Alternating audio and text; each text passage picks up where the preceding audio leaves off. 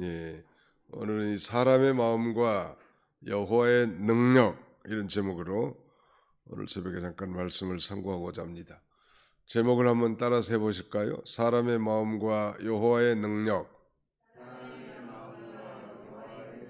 네, 아주 좋은 말씀이 여기 기록되어 있습니다. 왕의 마음이 여호와의 손에 있음이 마치 번물과 같아서 그가 임의로 인도하시느니라.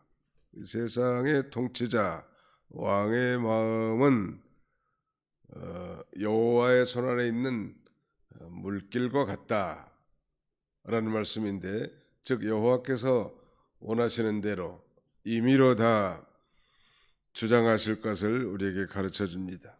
이 번물, 이건 뭐 수로나 물길을 가리키는데, 하나님께서의 왕의 마음이라도 그가 임의대로 주장하신다는 거. 뭐 큰 무슨 강이라든지 바닷길을 주장을 말하는 게 아니고, 여기서 이 보혜물은 작은 수로라든지 혹은 뭐 운하, 물길. 가을 되면은 그 이제 벼농사 논도 소위 이 물개를 친다고 하는데, 그러다 보면 미꾸라지도 나오고, 근데 그 물길 치는 건 그 농부의 마음이요. 안쪽으로 치든 바깥으로 치든 논둑 쪽으로 치든 그나 농부가 임의로 그 물꼬를 낸단 말이에요. 이같이 여호와 하나님께서 그 왕의 마음을 이 그의 능력으로 임의로 주장하신다는 사실은 우리에게 큰 위로가 됩니다. 독재자라 할지라도 그 하나님의 수하에 있단 말. 뭐 거창하게 왕이 아니라도 그 독재자 남편이죠. 독재자 남편. 자기가 뭐 왕이에요, 집에서.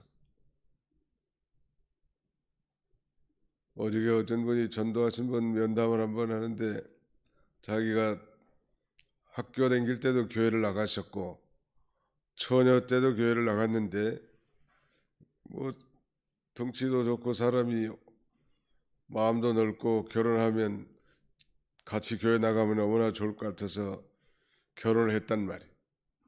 아니 결혼하고 나니까 뭐 싹 달아나가지고 마음이 돌변해가지고 아예 이제 교회를 못 나가게 하고, 그 자녀들이 둘이나 되는데 그 자녀들조차도 교회 못 나가게 해가지고, 나이가 이제 뭐 60절이 제가 됐는데 그이가 거의 한 30년 이상을 독재 정권이 아니고 독재 남편하에서 꼼짝 못하고 있었단 말이에요. 그래서 이제 우리 성도님이 같이 일하다가 아마 전도하셔서 모시고 온 모양이에요. 그래서 기도해드리고, 앞으로는 이제 주권 선언을 해라. 아이, 한 번 죽는 건 다 정해진 것인데 신앙을 포기할 수 있겠느냐. 얼마나 괴로웠다는 거예요. 교회 나가고 싶은데 남편이 폭력을 휘두르면 그 못 나가잖아요. 그래서 앞으로는 남편의 마음을 감동시켜달라고 하나님 앞에 기도하고 이제 행동으로 옮기라고. 상당히 멀리 떨어졌어요. 교회에서 1시간 정도 멀리 떨어진 곳에 사시는데, 그래서 이제는 신앙생활 하겠다고 하셨습니다. 이제 뭐 하나님이 역사하실 때가 되니까 그렇게 하신 것이라고 보는데, 말씀드리건 요지는 이 독재자인 그런 이 집권자를 할지라도 그 마음이 여호와의 손, 능력의 손 아래 있다는 걸 언제나 잊지 말고 그렇게 기도하고, 독재자 아니라도 뭐 참 말 안 듣는 우리 자녀 손들, 아내와 남편들, 자기가 뭐 손가락 하나 까딱하게 할 수 없단 말. 살아봐서 다 알잖아요. 하나님 앞에 기도하면 하나님의 능력의 손은 미치지 않을 것이 없고 불가능한 게 없어요. 자기 마음에서 포기하는 게 문제라고. 하나님이 다 때가 되면 하실 건 줄 알고, 내 생전에 안 하면 또 내 사후에라도 그렇게 할 줄 알고 하나님 앞에 계속 기도하고 이 하나님을 의지하는 것이 아주 중요합니다. 하나님께서 왕의 마음을 어떻게 그러면 주장하시고 인도하실까? 그 특별한 간섭도 있고 섭리적인 간섭도 있어요. 특별한 간섭으로도 인도하시고 섭리적 간섭으로도 인도하십니다. 가령 예를 들면 이 애굽 왕 바로의 마음을 여호와 하나님께서 강팍하게 하셨다. 그런 말씀이 무려 성경에는 출애굽기에 9번이나 반복되고 있습니다. 이 애굽 왕 바로의 마음을 강팍하게 해서 이스라엘 백성들을 쉽게 내보내주지 않게 하신 분도 하나님이. 하나님은 이 택한 백성들을 통해서는 당신의 뜻을 수행케 해서 영광을 받기도 하지만 불택자를 더 강팍하게 해서 하나님의 진노를 나타내서 또 하나님이 영광을 받기도 하시죠. 뿐만 아닙니다. 예를 들면 이 바사왕 아닥사스다를 감동시켜서 느헤미야를 예루살렘 총독으로 보내서 황폐한 예루살렘 성곽을 건축하게 한 거라든지, 또 이 고레스 왕의 마음을 하나님이 주장하셔서 이 유대인들을 해방시켜 고토로 돌아가 성전을 건축하게 하는 일 다 하나님이 하신 것이죠. 또 다리오 왕을 감동시켜서 하나님께서는 다니엘의 그 절개를 확인한 다음에 그를 건져내게 하신 분도 하나님이세요. 하나님이 하시는 일은 참 신기하고 오묘하다는 말. 믿으시면 아멘 합시다. 네. 그럼 우리 자녀들 마음을 어떻게 하겠냐는 말이에요. 조심스럽습니다.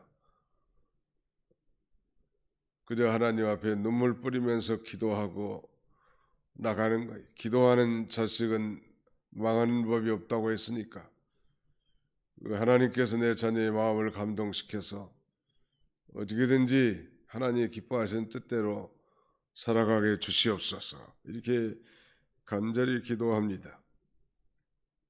성경에 보면 또 이 아수르 왕이 그 섭리적 간섭으로 잠이 오지 않게 해가지고 궁중일기를 읽게 합니다. 잠이 안 오니까 책 읽는 거예요. 궁중일기. 그래서 모르드게 잊혀진 공적을 다시 발견하게 하고 그 원수, 유대인의 원수 하만을 결국 장대에다가 높이 처형하지 않습니까? 잠이 오지 않게 하는 것도 하나님의 섭리예요. 고민하지 말고 잠이 안 오면 성경을 읽으면 돼.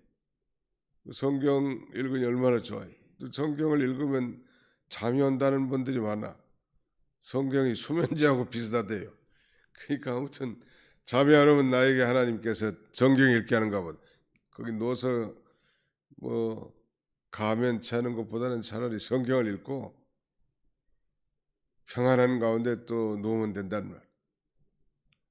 머리만 대면 잠이 오는 건 그야말로 축복 중에 축복이지만 그렇지 않으신 분들이라 할지라도 아무튼 이 잠이 안 오는 것도 하나님의 섭리인 줄 알고 성경 읽으면 참 좋을 것 같습니다. 그 다음에 우리가 잘 아는 대로 이 가이사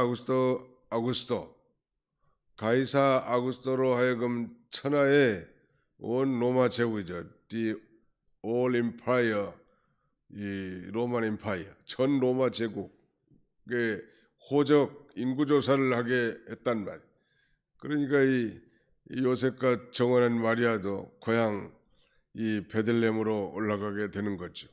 이 가이사 아구스토의 마음을 감동시켜서 아마 인두세를 받으려고 그랬는지는 모르겠지만 아무튼 그런 그 모든 세세한 일까지 다 하나님께서 주장하셔서 당신의 위대하신 뜻을 이루어가신 하나님이시죠.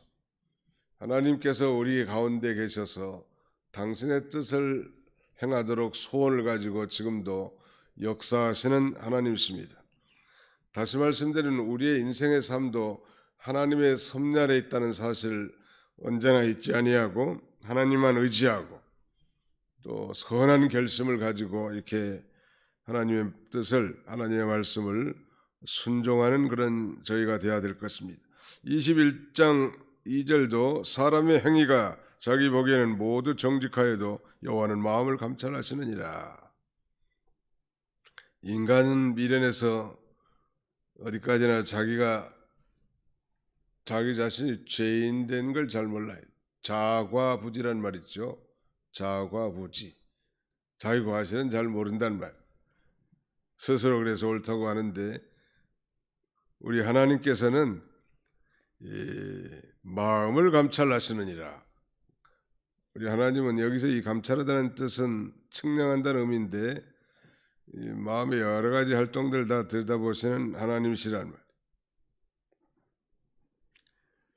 예수님께서 이 소아시아 일곱 교회 각 교회마다 나타나셔서 말씀이 있는데 요한계시록 2장 23절에 보면 모든 교회가 나는 사람의 뜻과 마음을 감찰, 즉 사람의 뜻과 마음을 살피는 자인 줄 알지어다 라고 말씀합니다.